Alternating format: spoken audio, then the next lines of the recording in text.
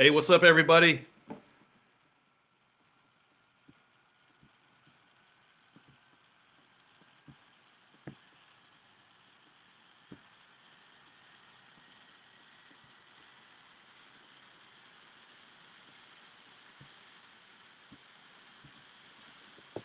All right. Hey, everybody, it's Bryan Clayton. I am the CEO and co founder of GreenPal. For those of you that don't know me, GreenPal is kind of like the Uber for lawn mowing. So if you need to get your grass cut, you just download our app and somebody will come out and mow it then the same day or the very next day. Been at this business for about 7 years and got it over 200,000 daily active users that are using the platform to get their grass cut. Before that, I actually had a traditional landscaping business that I grew from just myself and a push mower to over 150 employees. I got that business over $10 million a year in revenue, and in 2013, sold that company and retired after that. And so I decided to take some time off. I took about a year off, and the idea for GreenPal came to me. It was a really easy one because I was just kind of solving my own problem. I was just solving the problems that I saw in the industry, and for set out to build this mobile app business to build to make that the whole thing run easier and smoother. And so I've been at this 7 years and got over 200,000 people using the platform, and we're doing $20 million in revenue on this company. And so I've been in business for 20 years.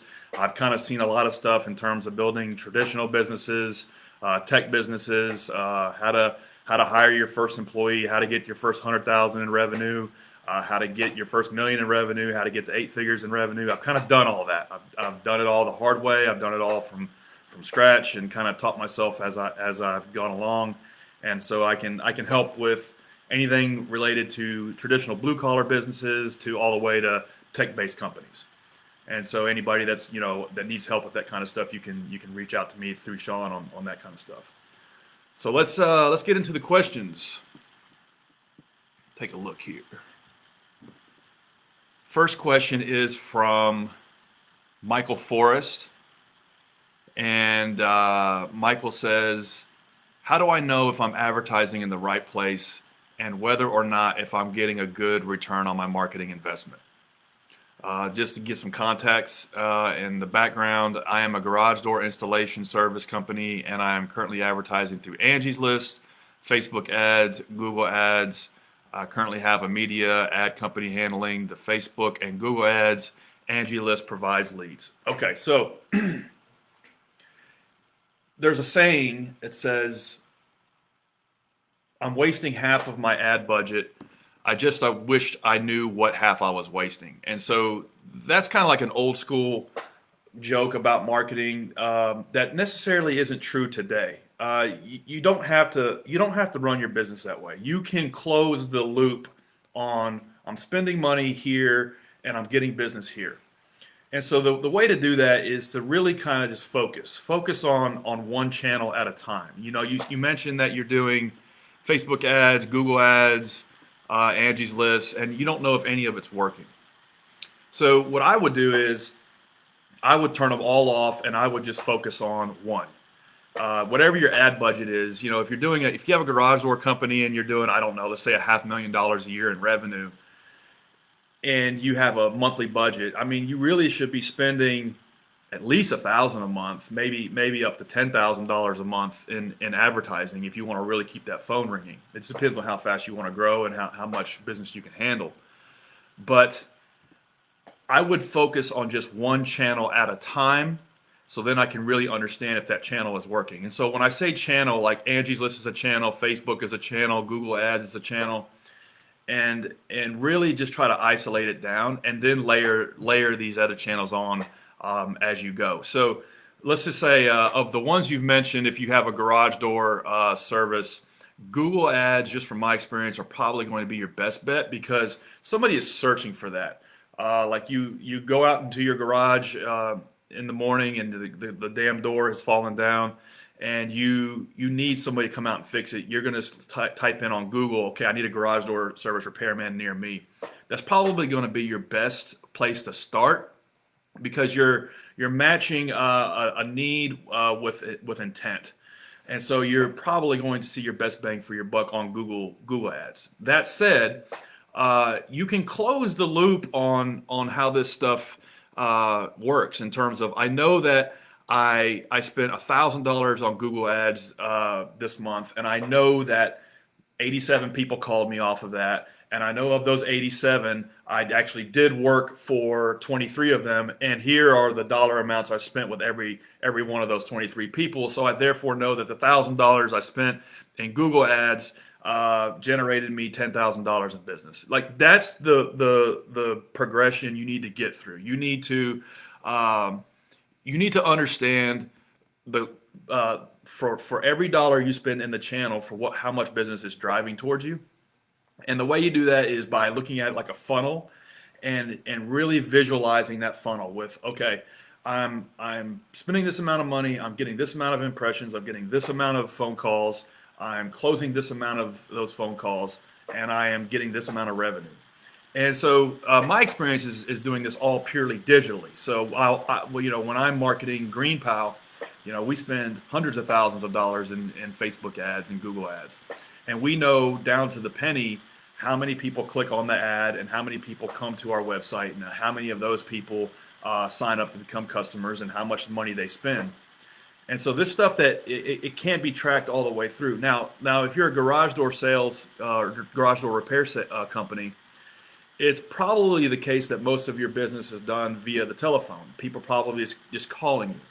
And so I don't have a whole lot of experience in telephone tracking because I don't do that now. But I know that there are ways to segment that out and assign a unique telephone number to a channel. And so if you are just advertising on Facebook and you're having them just click to call you off the Facebook ad, you need to assign that an actual phone number, so okay, this is how many calls I'm getting from this advertising campaign.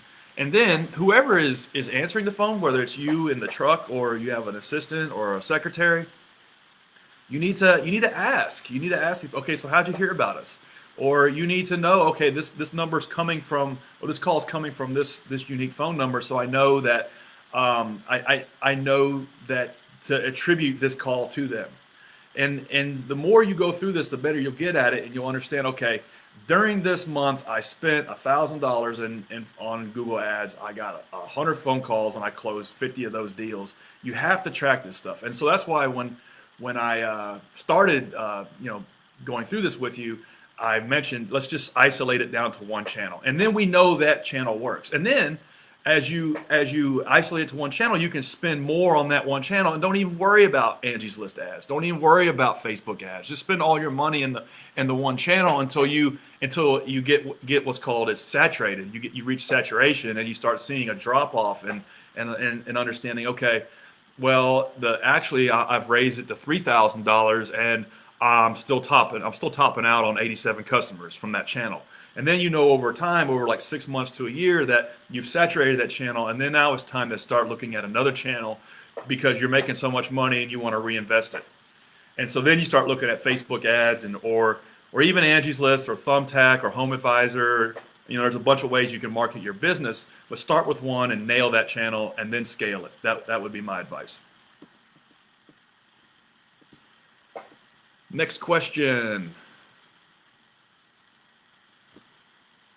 This comes from Brianna Carroll.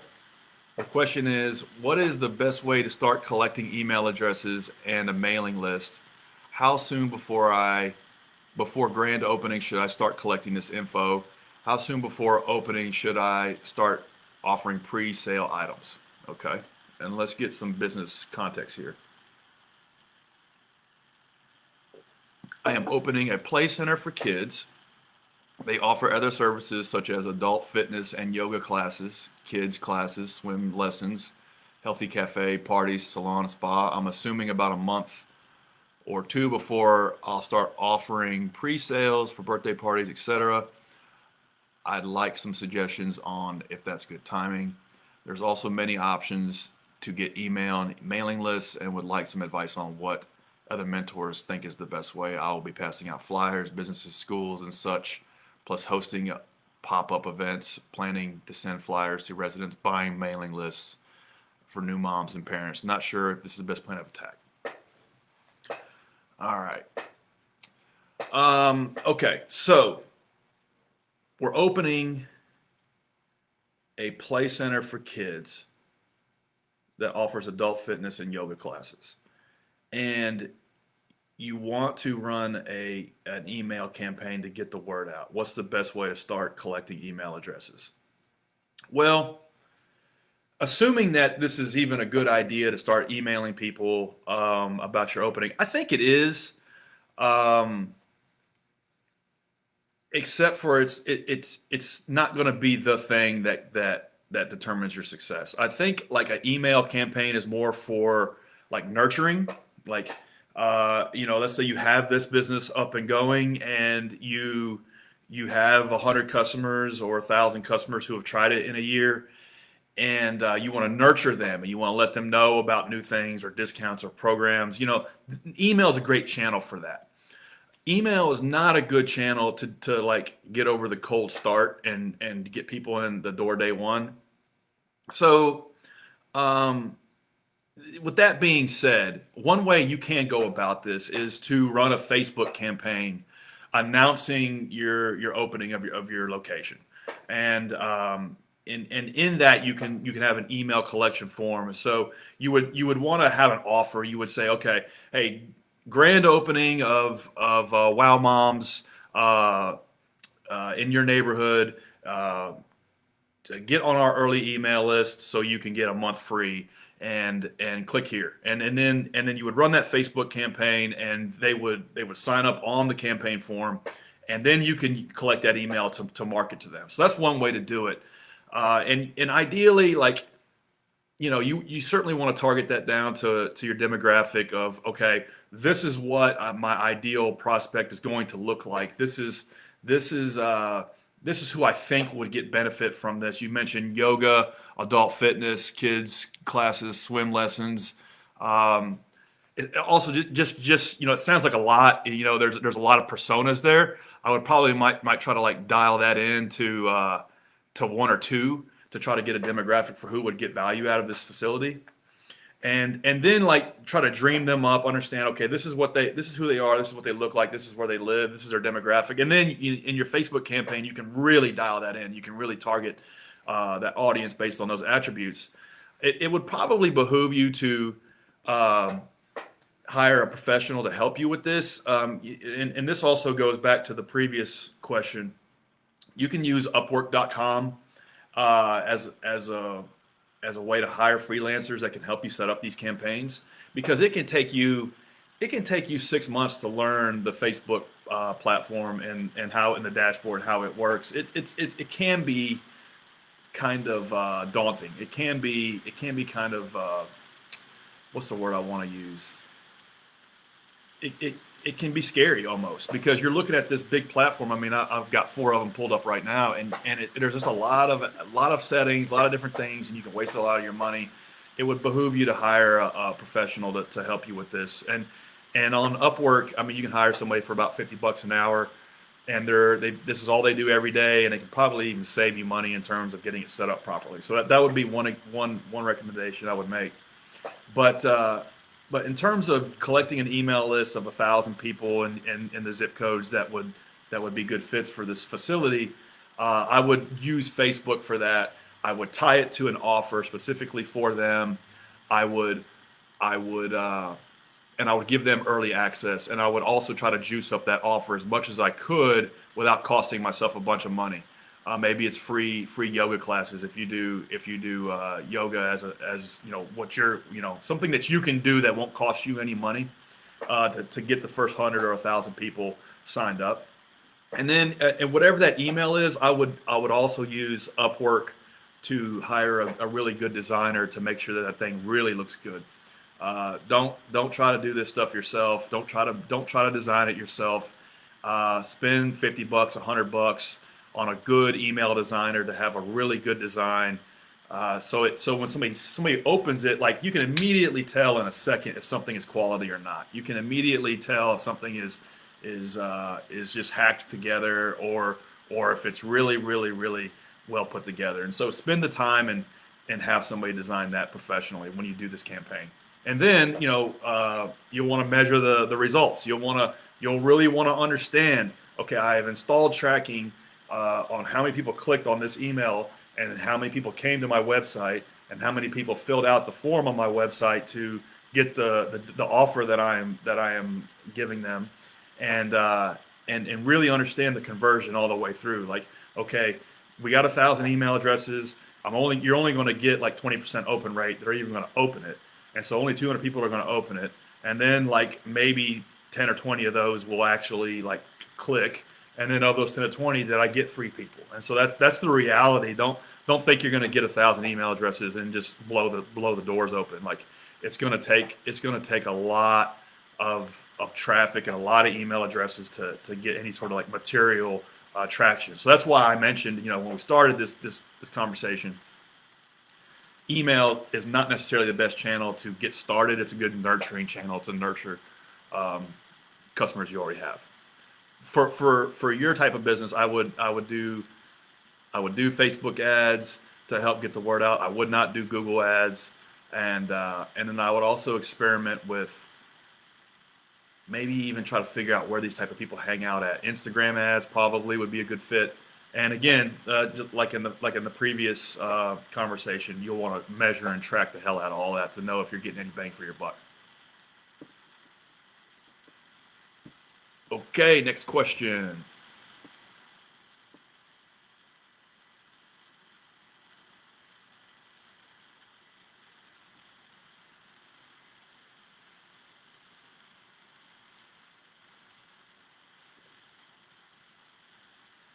Okay, this question comes from Asia Small.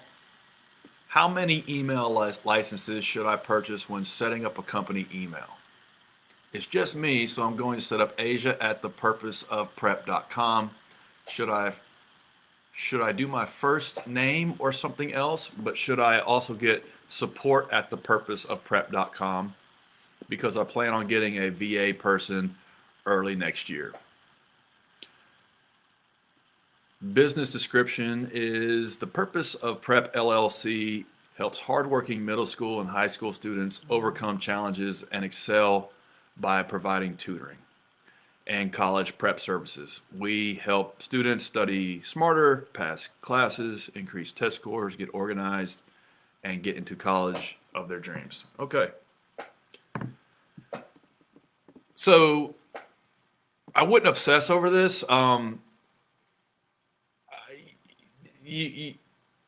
many email licenses should I purchase? Well, to me, it sounds like you're using the wrong email provider. We use at GreenPal.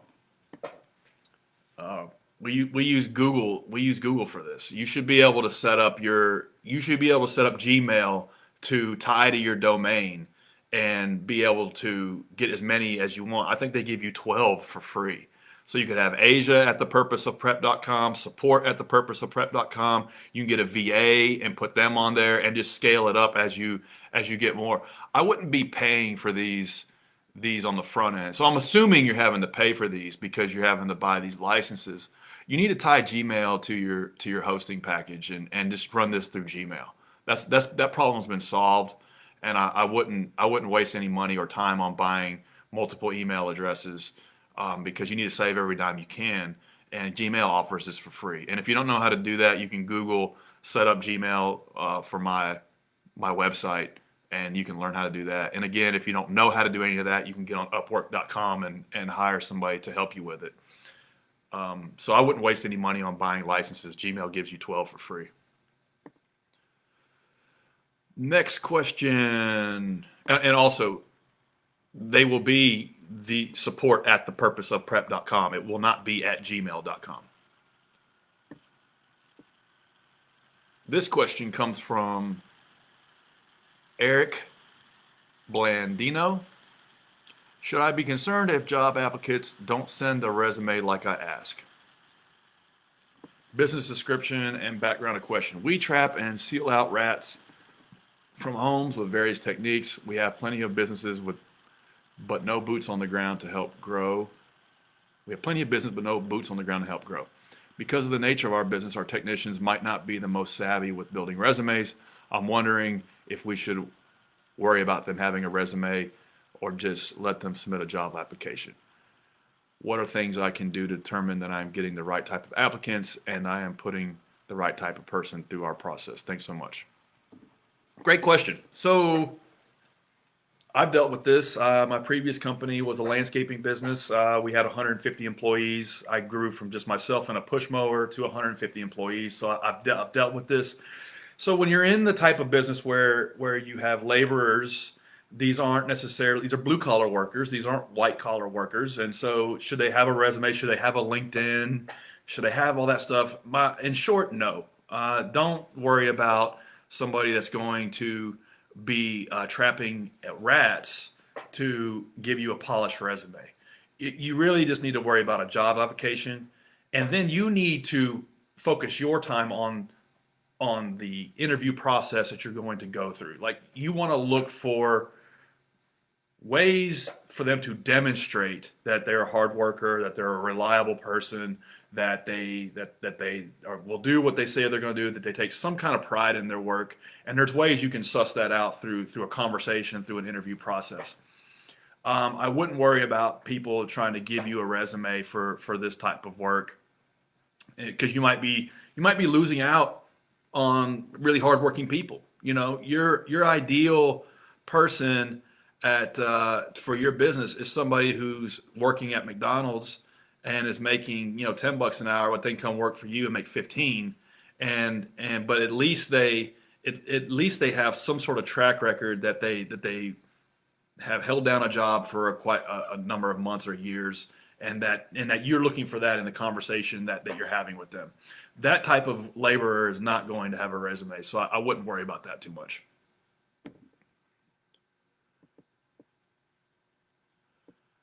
Next question is from Christopher Joseph. Have you heard of Amway E-commerce business? If so, what are your experiences with them? If I get into multi-level marketing, how should I determine if it's right for me? Business description and background. I was reached out to be so-called millionaire through LinkedIn. I believe he is trying to recruit me for this whole Amway partnership. Okay, I mean, I don't want to be curt or short, but my opinion of anything MLM, Amway, or any of that stuff is that it's a scam. Those companies never cease to amaze me how they continue to stay in business and how they continue to, quite frankly, sucker people into them. But those businesses are set up to sell the membership for people that get sucked into them, and then getting people under you. They aren't set up to offer any value or product or service to the marketplace. And so for me, they break the fundamentals of business. They go against the grain of businesses are set up to deliver value to a customer and add more value than they extract, and to make a small profit in the process. MLM and Amway, they don't do that. They sell packages and memberships to people who are looking for a way to get rich quick, and then the whole premise is you have to get more people under you, and that's all this person is doing, is trying to get you under them. So I wouldn't waste any time with this. I would go to work on a real business. There are no shortcuts, and a lot of these MLM businesses, in fact, all of them, are selling a shortcut. Next question, Gabor Rusk. Sorry if I mispronounced your last name. Gabor Rusk, I think. How do I keep track of what everybody's doing in a growing team? Wow. Not long ago, our company consisted of my parents and I, plus a secretary. We now have 3 full-time and part-time employees doing packaging and admin, 3 to 5 contractors working on marketing, and many more in content production. Some work in our office, others are remote. One of the employees works as a manager. Okay.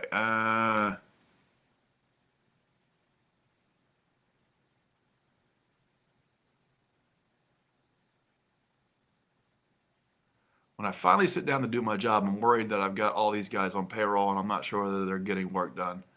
How do I make sure my employees are productive and getting the right work done, micromanaging, constantly looking over their shoulders?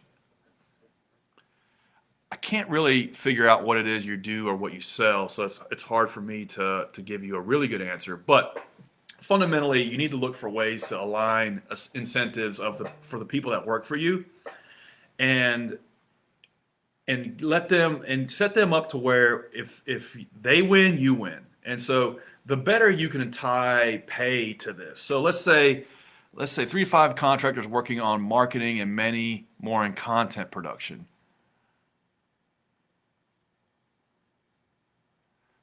So if you can figure out a way to tie their pay to the business's performance. So this sounds like maybe an e-commerce business. I'm not sure, but if you can figure out, okay, the company made 10 grand this month, and everybody's going to get a slice of that. Or the company made $2,000 this week, and everybody's going to get a slice of that. And figure out a way to pay them a base rate, and that may just be $10 an hour, or $500 a week, or whatever, based on if they're a salaried employee. Which, by the way, most of the times they're not. Most of the time they are hourly, whether you like it or not. And figure out a way to tie their pay to the company's performance. That's the only way you're ever going to break the paradigm of having to micromanage and having to bean count them, is if you figure out, okay, this is how I incentivize my people to work harder so they will make more money. Until you figure that out, you're always going to be caught in this trap of having to wonder if they're getting stuff done. I mean, and let's just say you stay in this kind of dynamic where you're managing them and micromanaging them. You can do a better job of putting in systems to understand what the output looks like. Like we have these. We have in business, there's output metrics and then there's input metrics. And so the output metric is, okay, they need to get all of these things done. But the input metric is, what are the things they should be doing every day? And so if it's like somebody who's doing packaging, how many orders should they prepare in a day? Should it be 100? I mean, if they gotta prepare 100, then they're not done until they do that. Like, you need to manage that input metric and not just the output metric. So the more that you can distill down the things that your people need to be doing on a daily basis and an hourly basis, the better you can manage this stuff. If it's sales, like maybe they need to get one new customer a week. Well, how many phone calls are they going to have to make until they can get that customer? On average, if it takes 100 phone calls, well, then that's 20 phone calls a day that they need to make, which is kind of low, by the way. So you need to focus on the input metrics and let that guide you to the output metrics, and then you need to realign your pay structure to where that's lined up with the business's objectives. So everybody wins. You can't, if you're just paying somebody $12 an hour, you're always going to be in this paradigm of having to micromanage them and just look over their shoulder. You'll never break out of that. Next question, Erica Wilkinson. How do I think bigger in my business?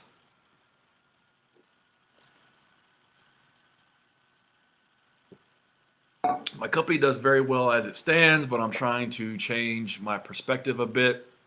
I feel I'm looking from the ground up and not from the top down. I find myself working more in my business versus on my business building it. What are some techniques you have used to guide this process? We are a professional luxury cleaning company. We have incorporated hospitality and tourism management to create a unique system that allows you to experience the difference. I own a luxury cleaning company on the Gulf Coast beaches. We clean and manage multi-million-dollar homes for A-listers, and we are elite of our area. Okay, so how do I think bigger? Well, you got to look at what are the bottlenecks. Okay, most of the time it's sales. Most of the time is, okay, I did $1 million this year and I want to do 2. And so most of the time you have to figure out, you have to build the system, the sales engine at the core of your business. And so you said that you're working in your business and you're not working on your business. It's a very good point. I'm glad you know that, because you in order to get to the next level. And so let's just say, how do I think bigger? Let's just say you want to get to the next level of business. Let's say you want to get to eight figures in revenue. You're going to have to think bigger, and that boils down to systems, and it boils down to working on your business. And creating a sales system is working on your business. So you probably have, like, you're probably getting a lot of your customers through word of mouth. You might do some advertising, but I'm willing to bet you don't have like a proven sales system to understand, okay, this is how we identify these luxury clients. This is how we reach out to them. This is how we pitch them. This is how we get an in-person meeting. This is how we close that meeting. This is how we present our value proposition. You probably don't have a system that does all of that. And you probably don't have a salesperson. And if you do, they're probably just kind of willy-nilly going out there and maybe returning phone calls, but there's no outbound strategy. So you got to really take time to develop that system. And it could take you a year to do it, but you have to work on your business. And you might say, well, there's no time. Well, the reality is when you're trying to get from 1 million to 8 million, or I'm sorry, 1 million to 10 million, you're going to have to come in on a Saturday or a Sunday to work on this stuff, because Monday through Friday, you're really just trying to keep the company going. You're trying to make sure all the employees are showing up. You're trying to make sure that all the customers are happy. All the people return phone calls are returned. You have to dedicate time, whether it be 5 hours, 10 hours, or 20 hours a week, to work on your business, or else you'll never break out of this rut that you're in. And so maybe you just say, okay, Sunday afternoon from 1 to 4 or 1 to 7, I go into the office and I look at what we did that week. I look at how many people called. I look at how many how many people called for estimates. I look at how many estimates we did and how many of those deals we closed. And then I'm developing my sales system around all of that information, and really auditing that and crafting that sales system. So that's practically and fundamentally how you do it. The other thing you can do is you can hire you a rock star sales coach that can hold you accountable to do these things and work with you. I mean, they're probably going to be $500 or $1,000 a month, but hiring somebody that, like a consultant that can help you work through these things, can help you be held accountable to, okay, this is my sales system. This is how it's doing. How do I tweak this? What do you see where the gaps are here? And really going through the actual work to do this stuff is what most business owners don't do, and it's what you're going to need to do to get to the next level. One thing a point I want to make is that there's a difference between hard work and difficult work. So hard work is going out and cleaning one of these homes. Hard work is running around town and making sure everybody is happy, and maybe even running estimates to people and like working 15 hours a day. That's hard work. Difficult work is sitting down, working through the mental thought process of creating a sales system and a sales strategy to identify who these people are that are in your target market, figuring out a way to get their contact information and reach out to them. When you get the meeting to pitch your services, how do you craft your value proposition to where you're flat out better than your competitors? How do you close, and how do you retain them? Like, that's a difficult process. Hard work is like getting on your knees and scrubbing the floor. Difficult work is creating that system. Hope that helps. All right, we got the last question. Michael Rays. What is the key to finding and keeping good employees? We wash cars. It's not hard work or long work. It's quite fun and freeing, but it's hard to find people who are willing to commit to a full-time position, even with great pay.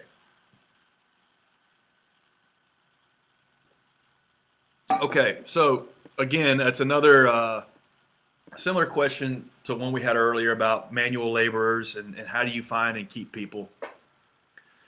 You flat out have to figure out a way for these people, first off, to hire people who want to work hard. That's hard to do. So it might take you 10 to find the one. But it sounds like you're a solo operator. Maybe you have 2 or 3 people. So you don't need like to hire 5 people next week. But you have to figure out a way for these people to work really hard and to make a lot of money. So maybe they can make 15 bucks an hour working anywhere, which is pretty much the base pay now, 12, 15 bucks an hour. So you're gonna have to at least pay them that. And so if you can't pay them that, you'll never break out of this problem. And so then you back into, well, I'm not charging enough. Okay. Well, if I charge too much, then I won't get any business. Well, maybe I need to go after a different type of customer, or maybe this business might be a dead end because I can't charge enough to get the kind of margins I need. Or it could be an efficiency thing. It's like we're charging $75 for a detail, and it's taking us half a day to do it. It could be you need to figure out a system to get through the clean quicker. So all that to be said, you have to like figure out, okay, how do I get to where I can pay them 15 bucks an hour at a base, and then if they work really hard, they can make 30 bucks an hour. And then you're tying that to the production. So let's say we do 3 details in a day, they're $100 each, that's 300 bucks. And I want to pay this person, 20 bucks an hour. They're going to eat up all of the margin. And so you have to figure out a way to get 5 details done where you're really going through them, and you're paying this person a percent of those sales, maybe 30% or 40% of the sales, however the numbers shake out, to where if they really work hard and work efficient, then they can make more money working for you than they can elsewhere. And so until you can figure that out to where pay is aligned to production, and then also where you can flat out pay them more than they can make anywhere else because they're a hard worker, because they do a thorough job, then you're never going to solve this problem. You're always going to be banging your head against the wall. The next thing too is in tandem with that, you need to figure out a training process, because you're going to be going through a lot of people to find this one person. And so it's like, okay, it's almost like Car Wash University. It's 7 days. Day 1, we talk about shampooing. Day 2, we talk about Armor All. Day 3, we talk about waxing. Day 4, and it's like you go through this curriculum where it's like you're proven Car Wash University, to where you can quickly put people through this system and not have to like reinvent it every single time. McDonald's is a worldwide organization that is built on high turnover, because they have a training system where they can train anybody in a week to do the things they need to do. So you're going to have to like work on that too. So this also goes back to the previous question, taking time to work on your business and not in your business, and the difference between hard work and difficult work. Do the difficult work, figure out how you're going to be able to pay them more if they work harder, and figure out how you can train them faster.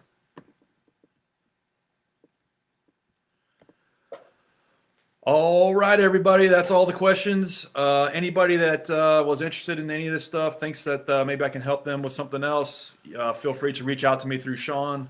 I enjoyed it. Talk to you guys soon, and we'll see you on the next live.